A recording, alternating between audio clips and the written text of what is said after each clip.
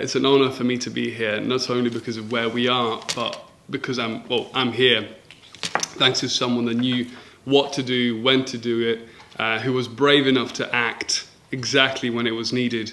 The people that saved me, obviously one of them was my girlfriend, another one was an obstetrician that I spoke with later on, and then a firefighter. The obstetrician told me that, they were being trained regularly, they were revising how to do CPR, how to save people all the time in the hospital. But that was the first time she ever, witnessed a cardiac arrest outside the hospital. So even for a few minutes, or a few seconds actually, she sort of panicked. That's what she told me afterwards. Long story short, I was in Normandy, in Rouen. I was just getting on a train to Paris. No, I wasn't, doing anything particularly difficult. Just, I had my suitcases and that was it.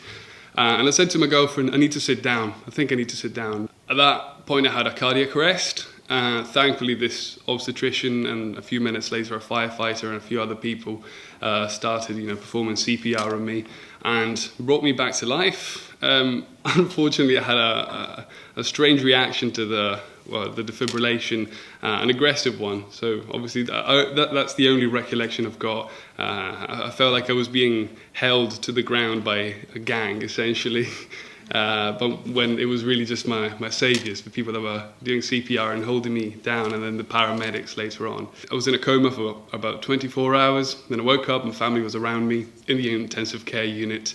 And I was in there for about 2 or 3 days. After that, we started running all sorts of tests in the cardiology department, and they didn't really find anything. Only maybe a potential dysplasia, but it wasn't confirmed, and during the stress test as well, nothing was confirmed.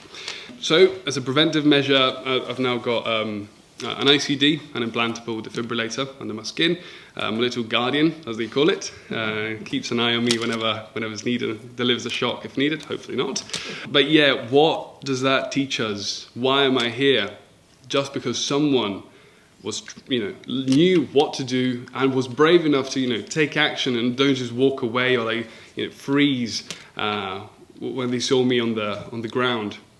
So it was only thanks to these people. So at this point, especially in the workplace, we need to, well, everywhere really, but in the workplace in particular, because people spend so much time working and sometimes in dangerous environments as well, is to train people, to spread awareness in whatever way we can, especially with young people as well. I work with social media. I'm a teacher teach Italian to English to Italian speakers.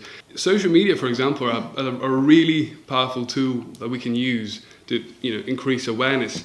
People can start doing courses, they learn how to do CPR, they learn to look around and, as someone said, find where the nearest defibrillator is wherever they are. I've started doing that as well wherever I go.